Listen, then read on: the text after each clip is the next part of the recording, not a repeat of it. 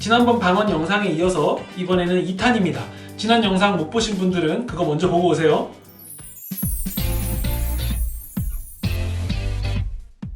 지난 영상에서 다 다루지 못한 부분이 있습니다.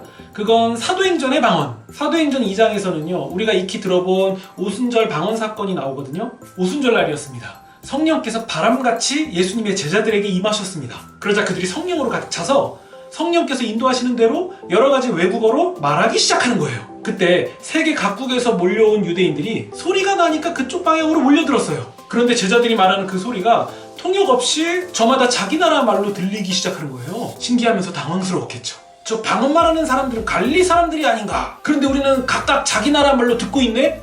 이게 뭐예요? 그 방언 내용은요, 하나님의 크신 일이었어요. 곧 하나님 나라와 예수 그리스도에 관한 내용들, 곧 복음이죠. 그들은 자기 나라 말로 이 복음을 듣게 된 사건인 거예요. 자, 이쯤 되시면 예수님의 말씀이 기억나셔야 됩니다. 성령님이 임하시면 너희가 성령이 임하시면 너희가 권능을 받아서 예루살렘과 온 유다와 사마리아와 땅끝까지 내 증인이 될 것이다. 느낌 오시죠?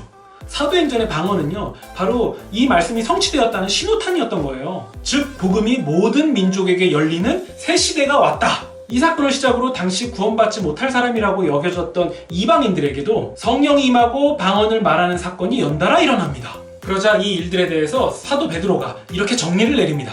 우리가 예수님 믿을 때 하나님께서 우리에게 주신 똑같은 선물을 이방인들에게도 주셨다. 그러자 베드로의 이 말을 들었던 사람들이 하나님께 영광을 돌리면서 이렇게 얘기합니다. 아하, 하나님께서 우리 민족뿐만 아니라 이방인들에게도 회개하여 생명에 이르는 구원의 길을 열어주셨구나. 심지어 하나님께서는요, 이방인이니 뭐니 이런 구분 없이 너희는 동일한 성령님을 받은 주 안에서 하나다, 이 사실을 알려주시기라도 하듯이 성령이 내리시는 시점을 사도들의 기도에 맞춰주시기도 하셨어요. 문득 언어가 달라도 너희는 한 성령으로 하나다라는 이 개념이 마치 바벨탑 사건 이전으로 회복되는 의미가 담겨있는 것 같지 않습니까? 자, 복잡한 얘기 빼고, 그러면 오순절 방언 사건의 핵심은 뭐다? 누구에게나 동일한 성령이 임하셨다. 복음이 모든 민족에게 이르는 새 시대가 왔다. 바로 이거죠.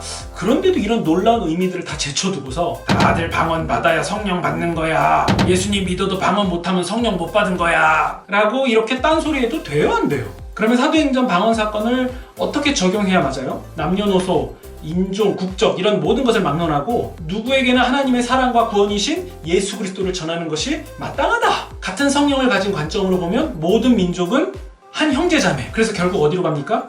이웃사랑. 이게 맞는 거 아닙니까? 방언 받아라! 이거 말고요. 우리가 예수 그리스도를 구주로 믿고 신앙 고백을 할 수 있는 것은 우리 안에 계신 성령께서 하시는 일입니다. 이것이 성경의 가르침이에요. 누가 하신다고요? 성령께서. 그러니까 우리가 하나님께서 우리 주 예수 그리스도를 죽은 자 가운데서 살리신 것을 믿으면 이미 성령을 받은 거예요. 방언 못해도요. 예수님 믿는 신자들에게 이미 성령께서 거하시고 이미 받았는데도 여전히 방언 받아야 성령을 받는다, 방언 받고 성령 불세례 받아야 된다 라고 이렇게 얘기하면 돼요, 안 돼요? 자, 그리고 하나 더. 설마 방언하는 영상 이런 거 검색해서 찾아보시고 그러시는 분 없죠? 그런 영상들 보면요, 알 수 없는 소리로 막 열심히 방언한 다음에 갑자기 통역한 듯이 직통 계시를 받은 듯한 뭐 어떤 메시지를 막 하고 그러거든요. 제가 흉내 한번 내볼게요. 라랄랄랄라라라, 동쪽으로 가세요. 라랄랄랄라, 내년에 전쟁 납니다. 이거 딱 봐도 나가리 각 아닙니까? 명심하세요. 방언은요, 직통 계시가 아닙니다. 그런 기능이 없어요. 방언은 사람이 하나님께 하는 기도 언어지 하나님이 사람에게 하시는 계시가 아니에요. 기도예요, 기도. 그러면 왜 방언을 빙자해서 무슨 예언을 말하는 것 같은 그런 행동들을 할까요? 뻔하죠.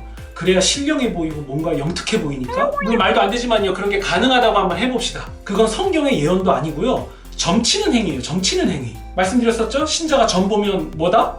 우상숭배! 여러분, 방언을 비롯한 각종 여러 가지 은사를 생각할 때의 기준이 있습니다. 뭔가 신비로운 것들을 보여주면서 과시한다거나, 은사를 등에 입고 내가 뭔가 특별한 사람인 것을 드러내려고 한다거나, 자신만이 어떤 특별한 비밀을 알았다면서 사람들의 이목을 뺏으려는 그런 것들은요, 하나님의 뜻과 무관하다고 보시면 됩니다. 아니, 무관 정도가 아니라요, 성경이 매우 경계하고 싫어하는 것들이에요. 모든 은사는요, 온유함과 겸손함 가운데서 오직 사람을 향한 사랑을 묵묵히 구현한다. 바로 이거예요. 천상의 언어를 할지라도 사랑이 없으면 뭐다? 소음! 천사의 손과 발로 취하는 액션이라 할지라도 결국 겸손히 행하는 사랑이 아니면 다 탈락이라니까요. 물론 제가 높아심에 말씀드리지만요, 방언의 오용에 대해서 경계하는 거지 방언은 성령의 은사입니다. 성경대로 구하고 받았다면 개인의 유익을 위해서 잘 사용해야죠. 하나님은요, 각 사람에게 영적인 유익을 주시려고 누구에게는 방언 말함을, 누구에게는 서로 돕는 것을, 누구에게는 리더십을 주시는 거예요. 하나님의 주권으로 각 사람에게 알맞게. 그러니까 방언의 은사 없이도 하나님께 기도도 잘하고 균형 있는 신앙생활로 이미 영적으로 탄탄한 사람들한테는요, 하나님이 방언 말고 다른 필요한 은사를 주시는 거죠. 다 방언 말하는 사람이다? 아니다! 우리가 하나님이 사랑하시는 교회 공동체를 위해서 내가 할 수 있는 모든 것은 다 하나님이 주신 귀한 은사예요. 그 은사가 신비로워 보이지도 않고 사람들의 주목을 받지 못한다 할지라도 여러분 기뻐하세요. 도리어 그 은사를 통해서 내가 교만과 멀어지고 겸손과 온유함을 배우게 될 거니까요. 종말의 완성 때에는요, 방언도 지식도 예언도 다 사라집니다. 결국 완전한 것 하나가 남거든요. 뭔지 아시겠죠? 사랑이에요. 오래 참고 온유하고 시기하지 않고 자기의 유익을 구하지 않고 모든 것을 참고 믿고 견디고 바라는 이 사랑만이 영원합니다. 그래서 알아들을 수 없는 1만 마디의 방언보다 남을 격려하고 지지하고 응원하고 알려주고 위로하는 이런 몇 마디 말이 더 나은 이유가 사랑을 구현하는 길이기 때문에 그렇습니다. 자, 마무리. 내가 다니는 교회에서 가장 많은 사랑과 관심을 받아야 될 사람은 누굽니까? 이번 주일에 그 사람에게 건네는 따뜻한 말 한마디, 그것이 바로 방언보다 위대한 은사 중의 은사입니다.